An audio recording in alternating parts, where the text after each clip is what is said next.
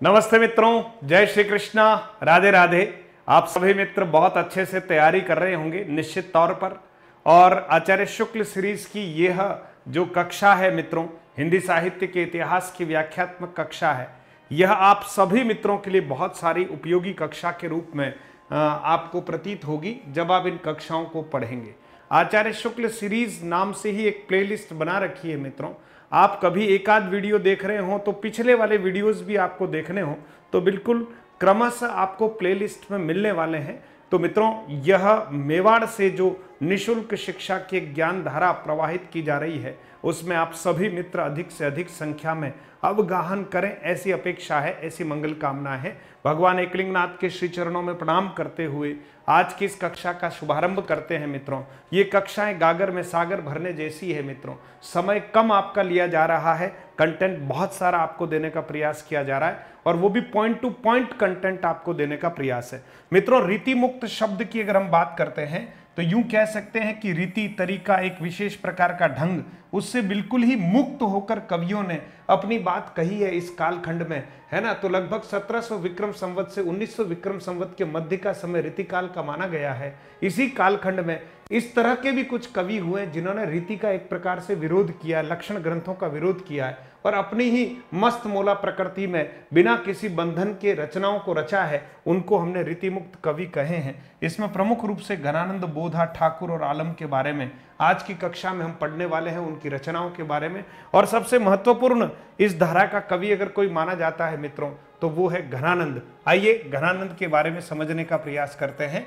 तो चार कवि आपके सामने आज हम पढ़ने वाले हैं यहाँ पर। उसमें सबसे पहला जो कवि आप देख पा रहे हैं वो कवि है मित्रों घनानंद। ठीक है, तो घनानंद, आलम, बोधा और ठाकुर चार कवि हैं। घनानंद की अगर बात करते हैं मित्रों तो 1673 में आपका जन्म और 1760 ईस्वी में आपका देहांत होता है। 1673 ईस्वी में यानी विक्रम संवत 1730 में उत्तर प्रदेश के बुलंद शहर में घनानंद का जन्म होता है। 1760 ईस्वी में यानी विक्रम संवत 1817 में वृंदावन में नादिर शाह द्वारा या नादिर शाह के सैनिकों के द्वारा इनको एक प्रकार से मारा जाता है। और प्रमुख रीतिमुक्त कवि हैं मित्रों, निश्चित तौर पर श्रृंगार रस के कवि हैं। वियोग श्रृंगार आपकी रचनाओं में प्रमुखता से देखने को हमको मिलता है। इनका प्रेम जो है अंतर्मुखी था मित्रों और दिल्ली के शासक मोहम्मद शाह रंगीले के दरबार में मीर मुंशी हुआ करते थे। याद रखना, दिल्ली के जो शासक रहे हैं मोहम्मद शाह रंगीले, उनके दरबार में आप मीर मुंशी थे मित्रों। ध्यान रखना, लिखा पढ़ी का काम करने वाले, ठीक है, मीर मुंशी थे। फिर मित्रों देखें, दरबार की एक नर्तकी जिसका नाम था सुजान से ये एक तरफा प्रेम करने लग गए थे और हृदय की सूक्ष्म भावना का हृदय स्पर्शी चित्रण इन्होंने अपने काव्य में किया है। जाति से कायस्थ थे और अन्य दरबारी इनसे ईर्ष्या रखते थे। स्वाभाविक है, प्रतिभाशाली व्यक्तियों से ईर्ष्या लगते ही है आम लोग। ठीक है, मोहम्मद शाह रंगीले ने इन्हें बेअदबी के लिए देश निकाला दे दिया। सुजान को साथ चलने के लिए कहा लेकिन उसने मना कर दिया। घनानंद निराश हताश होकर वृंदावन चले गए और वहीं जाकर निम्बार्क संप्रदाय में दीक्षित हो गए। बिहारी भी निम्बार्क संप्रदाय में दीक्षित थे, घनानंद भी निम्बार्क संप्रदाय में दीक्षित हो गए। एक बार की बात है, जब मोहम्मद शाह रंगीले दरबार में बैठे हुए थे तो कुछ दरबारियों को चुहल सूझी कि थोड़ा बहुत जो है वो घनानंद को परेशान किया जाए। तो किसी दरबारी ने कहा कि महाराज, घनानंद बहुत अच्छा गाते हैं, है ना, इनका कंठ बहुत सुरीला है। तो मोहम्मद शाह रंगीले ने कहा, अच्छा, बहुत अच्छा गाते हैं, तो घनानंद सुनाओ जरा, हमें भी कुछ अच्छे से सुनाओ। तो घनानंद ने खड़े होकर बड़ी विनम्रता से कहा कि जहाँपना, ये तो ऐसे ही चुहलबाजी कर रहे हैं, मुझे इतना अच्छा कहाँ गाने आता है, मुझे अच्छे से गाना नहीं आता है। तब किसी और दरबारी ने कहा कि जहाँपना, आपके कहने से ये नहीं गा रहा है, लेकिन इस दरबार में, इस राजमहल में एक व्यक्ति ऐसा है जिसके कहने पर घनानंद जो है गाएगा, मना नहीं कर सकता। बोले, अच्छा, इस राजमहल में मेरे अलावा और कौन सा ऐसा व्यक्ति है जिसका आदेश चलता है, जिसका फरमान चलता है ना। कोई बोले सुजान को बुलाया जाए और अगर सुजान कह दे तो ये उसकी बात को नहीं टालेगा और जरूर गाएगा। मित्रों, सुजान को बुलाया गया, है ना। सुजान से कहा गया कि बोलो, इसको गाना गाने के लिए कुछ सुनाए हमको। तो सुजान ने जैसे ही कहा और घनानंद ने बहुत सुरीली और मीठी आवाज में अपनी बात को सुनाया। सुजान की तरफ मुंह रखकर उन्होंने जो गाना गाया और पीठ जो है वो बादशाह की तरफ रह गई। गाना बहुत अच्छा सुनाया सुरीले आवाज़ में, लेकिन मोहम्मद शाह रंगीले को ये बात खटक गई कि इसने मेरी ओर पीठ रखकर जो है वो गाना सुनाया है, ये बादशाह की बेअदबी है, और इस बेअदबी का जो है उसे दंड दिया गया और उसे देश निकाला दे दिया गया। और वो जैसे ही देश निकाला देने की बात आती है तो घनानंद सुजान से कहते हैं कि हे सुजान, मैं तुमसे बहुत प्रेम करता हूँ, तुम भी मेरे साथ चलो, लेकिन सुजान मना कर देती है मित्रों। और फिर वो एक वियोग की स्थिति में आ जाते हैं, वृंदावन चले जाते हैं, और वियोग में उन्होंने बहुत सारी रचनाएं की है, इसीलिए ये वो वियोग श्रृंगार के बहुत अच्छे कवि माने गए हैं। मीर मुंशी मोहम्मद शाह रंगीले के दरबार में थे ही, सुजान के वियोग में वो भगवान कृष्ण की भक्ति में लीन हो गए। सुजान शब्द का प्रयोग उन्होंने द्विअर्थी किया है। सुजान लौकिक अगर अर्थ निकाले तो उनकी प्रेमिका, और अलौकिक अर्थ निकाले तो भगवान श्री कृष्ण के लिए प्रयुक्त हुआ है। प्रेम की पीर का कवि इनको कहा गया है, रीतिमुक्त काव्यधारा का प्रतिनिधि कवि इनको कहा गया है, प्रेम की पीड़ा का कवि इनको कहा गया है, साक्षात रस मूर्ति कहा गया है, लाक्षणिक मूर्तिमत्ता, आनंद गंध, ये इनके प्रमुख नाम हैं। सवैया छंद और अनुप्रास व रूपक अलंकार का बहुत सुंदर प्रयोग इनकी रचनाओं में हुआ है। इह लौकिक प्रेम, पारलौकिक प्रेम, पीड़ा की अनुभूति, सौंदर्य की प्रियता, विहरानुकूलता, रूपाशक्ति की प्रधानता, हृदय की मौन पुकार की अधिकता, प्रियजन्य निष्ठुरता, प्रेमगत विषयता, उपालंब की तीव्रता, अंग प्रत्यंग की आकुलता, प्रकृतिजन्य उद्दीपन, संदेश प्रेषणीयता, सात्विकता में आध्यात्मिकता, ये प्रमुख जो हैं वो गुण रहे हैं। ठीक है मित्रों, और फिर आप देखेंगे इनकी जो प्रमुख रचनाएं हैं मित्रों, सबसे महत्वपूर्ण बात है, ये रचनाएं परीक्षा में पूछी जाती है, घनानंद की रचना कौन सी है और कौन सी नहीं है। तो एक रचना प्रसिद्ध है, सुजान सागर, विरह लीला, लोकसार, रस केली वल्ली, कृपाकंद, जिसको कृपाकांड भी कहा गया, सुजान हित, इश्क लता, ध्यान रखे, घनानंद कवित्व, प्रीति पावस, वियोग वेली, प्रेम पत्रिका, प्रेम पद्धति और प्रेम पहेली, ये इनकी प्रमुख रचनाएं हैं मित्रों। आप चाहें तो स्क्रीनशॉट भी लें और चाहें तो पीडीएफ आपको मधुरम हिंदी के टेलीग्राम चैनल में हम देंगे ही देंगे मित्रों। ठीक है दोस्तों, चलिए आगे की तरफ बढ़ते हैं। सुजान शब्द का अर्थ जो है प्रेमिका, सुजान वो भगवान कृष्ण के लिए, जैसा कि मैंने आपको पहले ही बता दिया, वृंदावन में जाकर गुरु वृंदावन देव से आपने दीक्षा ले ली और निम्बार्क संप्रदाय में दीक्षित हो गए। रामधारी से दिनकर ने कहा, विरह तो घनानंद की पूंजी ठहरा, है ना, विरह तो घनानंद की पूंजी ठहरा। आचार्य विश्वनाथ प्रसाद मिश्र ने कहा, घनानंद की समस्त रचनाओं का संपादन घनानंद ग्रंथावली के नाम से किया। किसने? आचार्य विश्वनाथ प्रसाद मिश्र ने। यह भी महत्वपूर्ण बात है, ये भी महत्वपूर्ण है। घनानंद की भाषा ब्रज थी, कवित्व व सवैया छंद के अद्भुत कवि थे, काव्य में दास्य, सख्य, माधुर्य भाव की भक्ति का मिश्रण दिखाई देता है मित्रों। तो घनानंद के बारे में जो आवश्यक तथ्य थे वो आपके सामने रख लिए मित्रों। अब दूसरा एक रीतिमुक्त कवि है जिसका नाम है मित्रों आलम। आचार्य शुक्ल ने अपने इतिहास ग्रंथ में दो आलम माने हैं। अकबर के समसामयिक एक कवि रहे जिसका नाम आलम था, और औरंगजेब के पुत्र मुअज्जम के आश्रित एक कवि, उनका नाम भी आलम था।